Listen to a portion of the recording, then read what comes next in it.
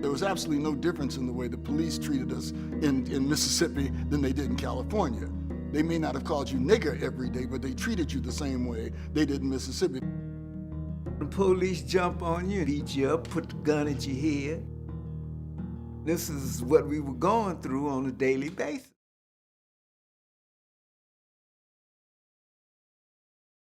I was born and raised in Philadelphia, and I was part of the founding chapter of the Philadelphia branch of the Black Panther Party. Reggie Shell was our defense captain.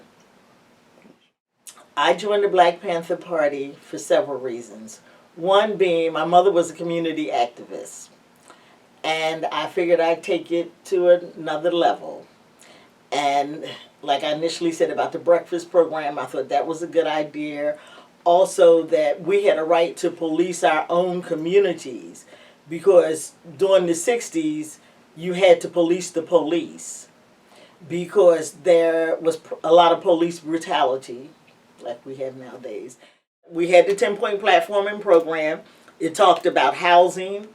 It talked about education, being able to control your own community, and certain rights that we had constitutionally. Free breakfast program, feeding our babies. Feeding your babies. And the reason we had the free breakfast program is because you can't send children to school and all they feel are pains in their stomach, so they can't learn. So we figured out if you feed them, then their minds are open to learning. They're not worried about or grabbing their stomachs. 1966, that was one of the first programs of the Black Panther Party, which is the current day school breakfast program. They got the idea from the Black Panther Party. I was never beat by the police. I was harassed by the police. I was threatened by the police. I was never shot or beaten. So I was blessed. Some of my comrades lost their lives. But during the 60s, police brutality was rampant all over the country. And you'll see a lot of pictures from back in the 60s where you see the Black Panthers standing, watching police, taking pictures, so that there would have to be some type of accountability. Several things. We had to be mindful and know what was going on in our communities, and we had to improve the quality of life in our community.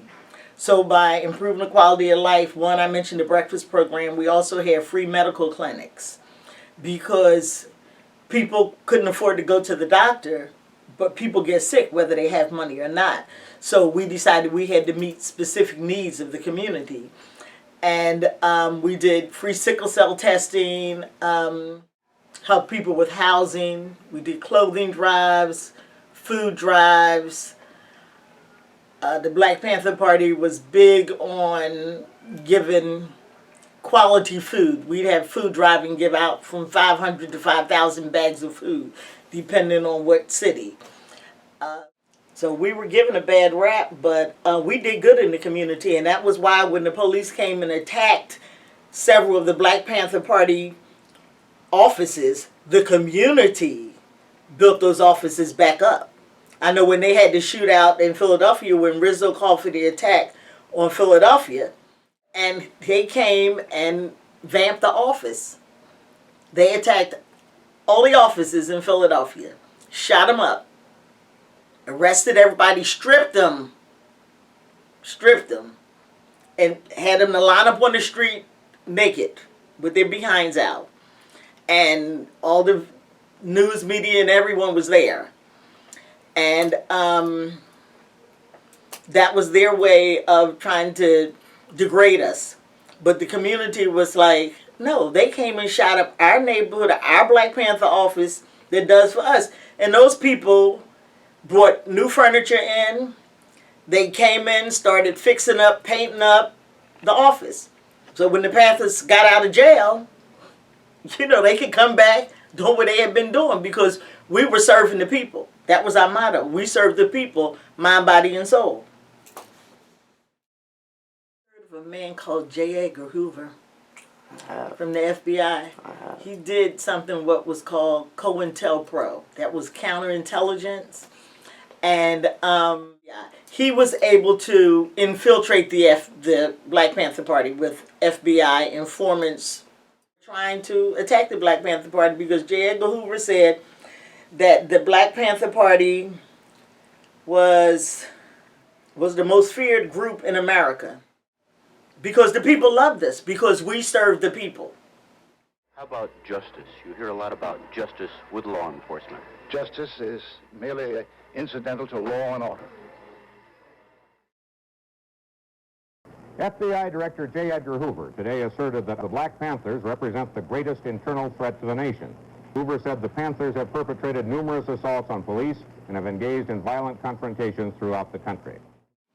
I left the Black Panther Party in 71. We had a couple infiltrators that came in Philadelphia, and I wasn't too comfortable with that. Yeah, I was and remain a strong supporter of Black Lives Matter. And I think to a great extent the ideals of the Black Panthers, which I know that that they became identified with third world revolutionary movements in Africa, Asia. Stokely Carmichael, I think, did those of us on the left a great service by distinguishing between the left and liberals. And we on the left kind of dissociated ourselves with the liberals. And out of that, Black Power became a very important form of identity politics for African Americans, a way to assert a blackness without embracing violence necessarily. And I think that Black Power, and of course the Civil Rights Movement, really helped make that possible. Black Panther, I think they represented an important part of a very frustrating time. Right now, we still, to this day, we worked hard, but to this day, we still don't have everything that we need in our communities. We don't have decent and quality education throughout our communities. We still have, they say it's not separate, but equal. You know, it's not equal at all. And it's a continuing struggle. One of the sayings was dare to struggle, dare to win. You can't just sit back and be complacent and think things are going to happen. You have to actively go out and do what needs to be done. And that's what I felt as though my comrades and I were doing.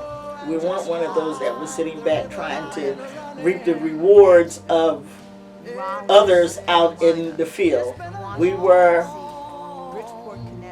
were out in the street trying to improve the quality of our communities. The Black Panther as our symbol because of the nature of a panther. Panther doesn't strike anyone, but when he's assailed upon, that he'll back up first. But if the aggressor continues, then he'll strike out.